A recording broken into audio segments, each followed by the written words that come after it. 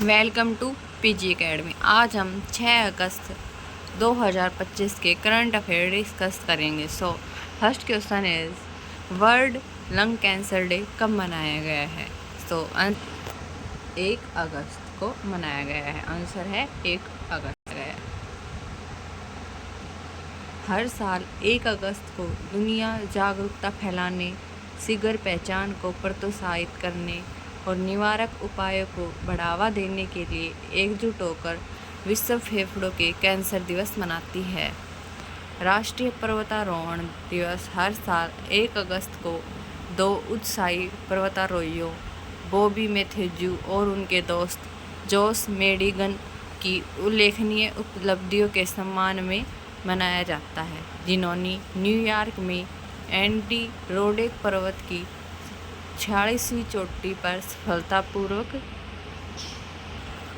सफलतापूर्वक चढ़ाई की। हर साल 1 अगस्त को विश्व भर में वर्ल्ड वाइड वेब डे मनाया जाता है। देवरीगढ़ वन्यजीव अभयारण्य किस राज्य में स्थित है?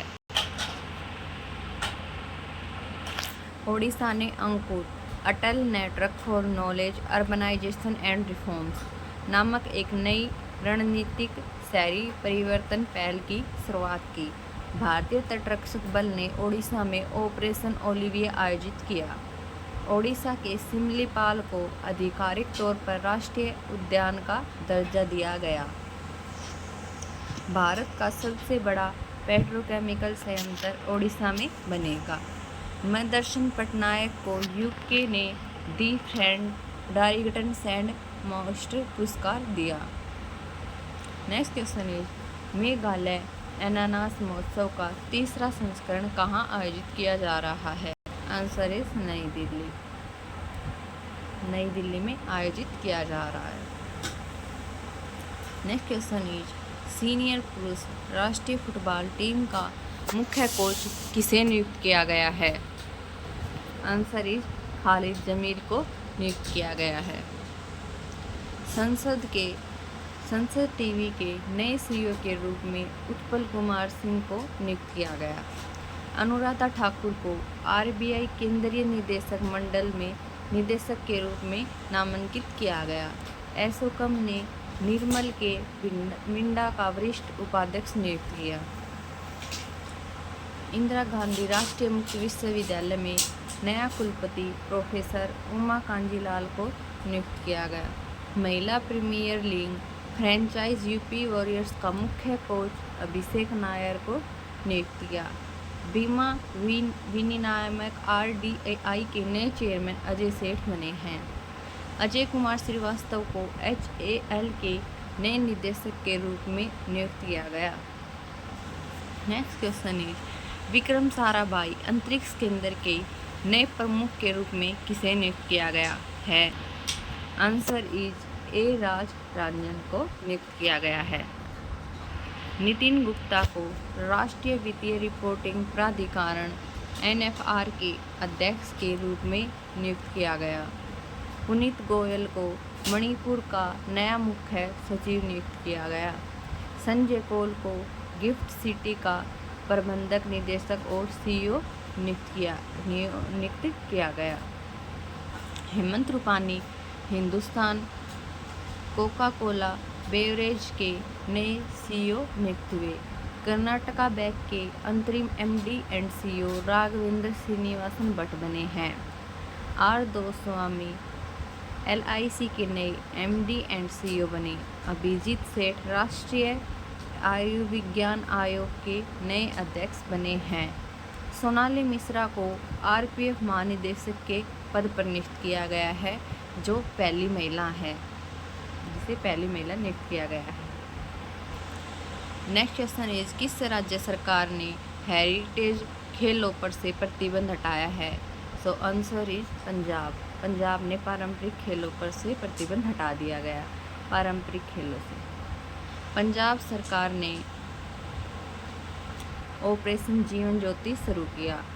पंजाब मंत्रिमंडल ने बेअदबी विरोधी विधेयक 2025 पेश किया। पंजाब ने मुफ्त इलाज के लिए मुख्यमंत्री सेहत योजना शुरू की गई। पंजाब ने औद्योगिक विकास को बढ़ावा देने के लिए उद्योग क्रांति शुरू की। पंजाब ने कपास की खेती में 20% वृद्धि दर्ज की। पंजाब सरकार ने पराली जलाने पर रोक करने के लिए 500 करोड़ की कार्ययोजना की घोषणा की। पंजाब सरकार ने सभी स्कूलों में एनर्जी ड्रिंक्स पर प्रतिबंध लगा दिया।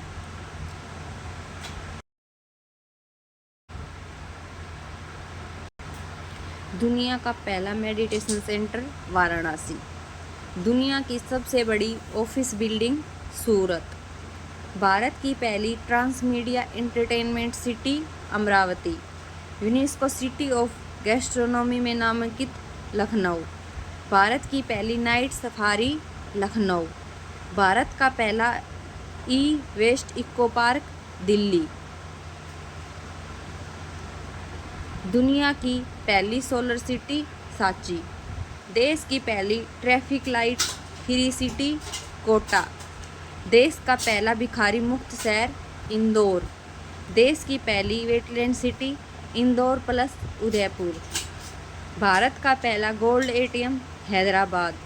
भारत का पहला diabetes bio bank Chennai. Bharat की पहली हाइड्रोजन चालित कोच चेन्नई। देश का पहला अंडर वाटर मेट्रो कोलकाता। सशस्त्र सीमा बल एसएसबी का 26वां महानिदेशक संजय सिंह सिंघल। महानिदेशक सीमा सुरक्षा बल बीएसएफ दलजीत सिंह चौधरी। महानिदेशक केंद्रीय रिजर्व पुलिस बल सीआरपीएफ ज्ञानेंद्र प्रताप सिंह। महानिदेशक केंद्रीय औद्योगिक सुरक्षा बल सीआईएसएफ आरएएस भट्टी। महानिदेशक राष्ट्रीय क्रेडिट कोर गुरबीर सिंह 34वें हैं। महानिदेशक भारतीय तटरक्षक बल आईसीजी पी शिवमणि। महानिदेशक राष्ट्रीय आपदा प्रतिक्रिया बल एनडीआरएफ पीयूष आनंद। महानिदेशक रेलवे सुरक्षा बल सोनाली मिश्रा। महानिदेशक आईटीबीपी राहुल रसगोत्ता। असम राइफल्स के महानिदेशक विकास लखेरा। किस राज्य सरकार ने गाय के गोबर से कपड़ा और बायोप्लास्टिक बनाने की पहल शुरू की है? Answer is Uttar Pradesh. उत्तर प्रदेश सरकार ने शुरुआत की है। इसका उद्देश्य आवारा पशुओं से प्राप्त गोबर को टिकाऊ उत्पादों में बदलना है। यह पहल हर गांव ऊर्जा केंद्र मॉडल का समर्थन करती है। उत्तर प्रदेश की कैबिनेट ने महिलाओं की संपत्ति पर 1% स्टॉप स्कूल में छुट्टी को मंजूरी दी। उत्तर प्रदेश सरकार ने बांग्लादेशी हिंदू शरणार्थी परिवारों को भूमि अधिकार दिए। 2 दिवसीय युवा आध्यात्मिक शिखर सम्मेलन वाराणसी में हुआ। 75वें प्रधानमंत्री दिव्यांग केंद्र का उद्घाटन बदायूं में किया गया। भारतीय सेना ने मेरठ में शक्तिशाली सैन्य प्रदर्शन प्रचंड शक्ति का आयोजन किया। उत्तर प्रदेश सरकार ने 75 छोटी नदियों को पुनर्जीवित करने का अभियान शुरू किया। Next question is Ramsar wetland connection का 15वां COP कहाँ संपन्न हुआ है? आंसर इज जिम्बाब्वे में संपन्न हुआ है। नेक्स्ट क्वेश्चन इज किस राज्य सरकार ने भूजल निकासी शुल्क लगाने की घोषणा की है? आंसर इज कर्नाटक ने शुरू की है। कर्नाटक की राजधानी बेंगलोर। कर्नाटक ने भूजल निष्कर्षण के उपयोग और स्थान के आधार पर 1 रुपये से लेकर 35 रुपये प्रति घन मीटर तक के शुल्क लागू किए हैं। कर्नाटक सरकार ने एक नया देवदासी कानून प्रस्तावित किया। कर्नाटक सरकार ने दृष्टिबाधित यात्रियों की सहायता के लिए ध्वनि संपन्न योजना शुरू की। भारत का दूसरा सबसे लंबा केबल स्टैंड ब्रिज कर्नाटक के शिवमोगा में खुला। 78वीं सीनियर राष्ट्रीय एक्टिवेटर चैंपियनशिप की पदक तालिका में कर्नाटक शीर्ष पर रहा। कर्नाटक सरकार ने हुक्का बार पर प्रतिबंध लगाया। कर्नाटक में भारत की पहली निजी हेलीकॉप्टर असेंबली लाइन शुरू की जाएगी। कर्नाटक में टाटा एयरबेस हेलीकॉप्टर विनिर्माण इकाई मिली। हिमाचल प्रदेश के उप मुख्यमंत्री मुकेश अग्निहोत्री ने हिम बस प्लस योजना का शुभारंभ किया। यह योजना राज्य परिवहन निगम की बस सेवाओं को आधुनिक बनाने व किराए में छूट, कैशलेस भुगतान और डिजिटल पहचान की एकीकृत लाभ भी प्रदान करती है। पर्यावरण संरक्षण और सामुदायिक भागीदारी को प्रोत्साहित करते हुए भारत सरकार ने एक पेड़ मां के नाम कार्यक्रम के अंतर्गत मातृत्व वन पहल की औपचारिक शुरुआत की। यह आयोजन वन महोत्सव 2025 के अवसर पर हरियाणा के गुरुग्राम में आयोजित किया गया, जिसकी अध्यक्षता केंद्रीय पर्यावरण, वन और जलवायु परिवर्तन मंत्री भूपेंद्र यादव और आवासीय एवं शहर कार्य विद्युत मंत्री मोहन लाल ने की है। IIT दिल्ली और IIT गांधीनगर के शोधकर्ताओं ने डिस्ट्रिक्ट फ्लड सीवरिटी इंडेक्स विकसित किया, जो बाढ़ के प्रभाव को केवल उसके जल स्तर से नहीं बल्कि मानवीय और भौगोलिक प्रभाव से भी आंकता है। अर्ध शुष्क उष्णकटिबंधीय क्षेत्रों के लिए अंतर्राष्ट्रीय फसल अनुसंधान संस्थान ने भारतीय कृषि अनुसंधान परिषद साथ मिलकर एक नई AI संचालित जलवायु परामर्श सेवा शुरू की है।